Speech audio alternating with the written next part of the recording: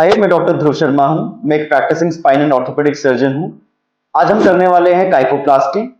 Kyphoplasty एक minimally invasive procedure होता है जो हम ऑस्टियोपोरोसिस की वजह से होने वाले स्पाइन फ्रैक्चर्स या किसी ट्यूमर की वजह से होने वाले स्पाइन फ्रैक्चर्स के लिए करते हैं।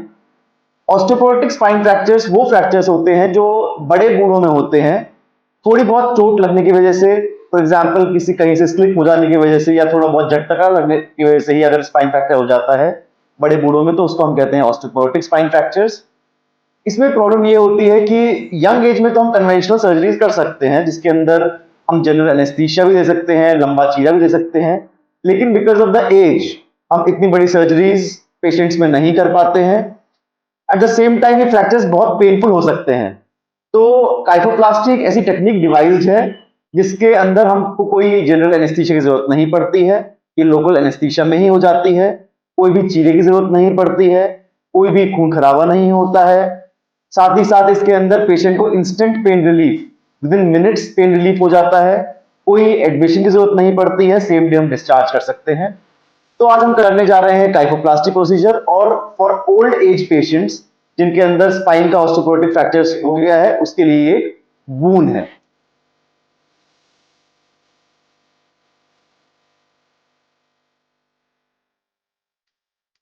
नमस्कार, मैं doctor Dhruv, spine and orthopaedic surgeon. मेरे साथ फिर से मेरे पेशेंट है मिसेस कुसुमा, जिनको हमने 1 दिसंबर को ऑपरेट किया था काइफोप्लास्टी से। काइफोप्लास्टी, जैसे मैंने बताया था, कि एक ऐसा प्रोसीजर है जो थोड़े एल्डरली पेशेंट्स के अंदर जो ऑस्टियोपोरोटिक फ्रैक्चर्स होते हैं, जो बहुत कम चोट लगने से फ्रैक्चर्स हो जाते हैं स्पाइन की, रीढ़ की हड्डी के, उसके इलाज के लिए यूज़ किया जाता है। तो माता जी का ऑपरेशन हमने किया था। तो माता जी, आप मुझे ये बताइए कि जब आपका ऑपरेशन हुआ था तो आप होश में थे या बेहोश थे? होता है। होश में थे। आप बातचीत कर पा रहे थे? और बात करता रहे, ललाई ललाई लला कह रहे हाँ, ए लला हमसे कह रहे थे।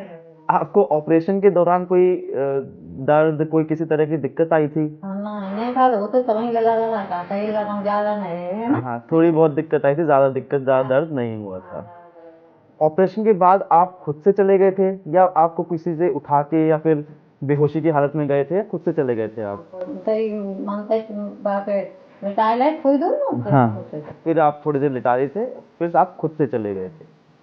ऑपरेशन के बाद क्या हमने कभी कहा था कि आपको कुछ टाइम के लिए बेड पे लेट के रहना है, या फिर ऑपरेशन के बाद तुरंत आपको बिठा दिया था, चला दिया था? नहीं करी। नहीं कही थी, तो तुरंत आपको ऑपरेशन के बाद बिठा भी दिया था और हमने चला भी दिया था।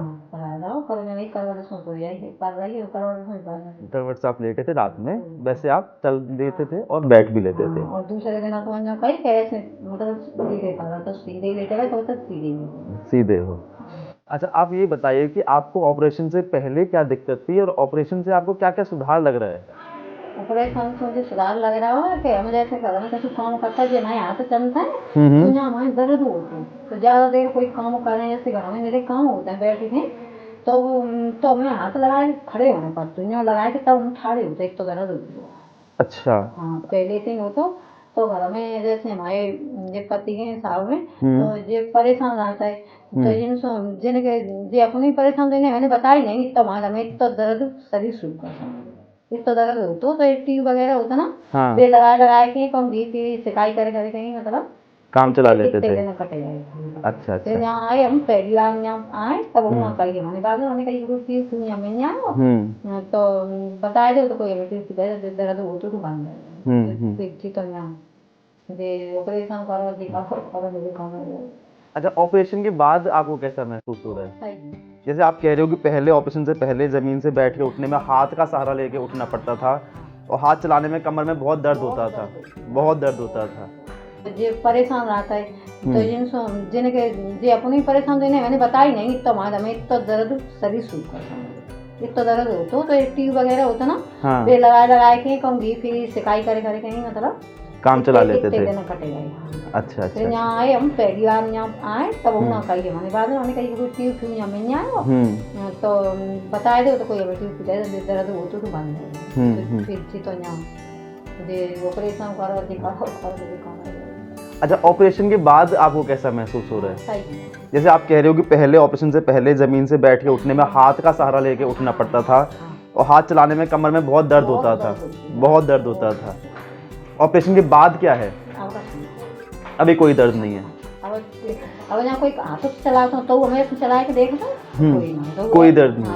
और चला होता है जैसे हम घरे जाके ऐसे चला तो हमें कुछ मालूम कोई ऐसे चलाता है हाँ, तो कुछ नहीं मालूम। हाथ चलाने में और घूमने फिरने में कमर में कोई दर्द नहीं होता है। तो माता जी, जैसे कि कई लोग घबराते हैं कि रीढ़ की हड्डी के ये ऑपरेशन नहीं करवाना चाहिए, रीढ़ की हड्डी नहीं छिड़वानी चाहिए, आपका उन मरीजों के लिए जो दर्द सहते रहते हैं कि दर्द है कोई नहीं लेकिन रीढ़ की हड्डी के हमें कोई इलाज नहीं करवाना है, उनसे आप कुछ कहना चाहते हैं? उनके लिए आप कुछ कहना चाहते हैं? हम लोग जी कहने हमारी तो सही रह गई, तो तुम्हारी सही रह जाएगी, ऐसे ही तो कही जाएगी। बिल्कुल बिल्कुल। तो आप कह रहे हैं कि हमारी सही होगी तो आपकी सही क्यों नहीं होगी? हाँ, ठीक है। है, तो आप ये कहना चाहते हो कि रीढ़ की हड्डी के ऑपरेशन से इतना घबराना नहीं चाहिए, घबराना नहीं चाहिए। सही कहना है, घबराता है फिर नहीं भाई कहना नहीं कि माँ मालूम करे उस रास्ता में मालूम हमने कहने की होती हाँ। दबावता है तो उन्हें लगा ये लगा यही ऐसे कहा था ये लगा सही ठीक है माँ जी, ठीक है, थैंक यू सर।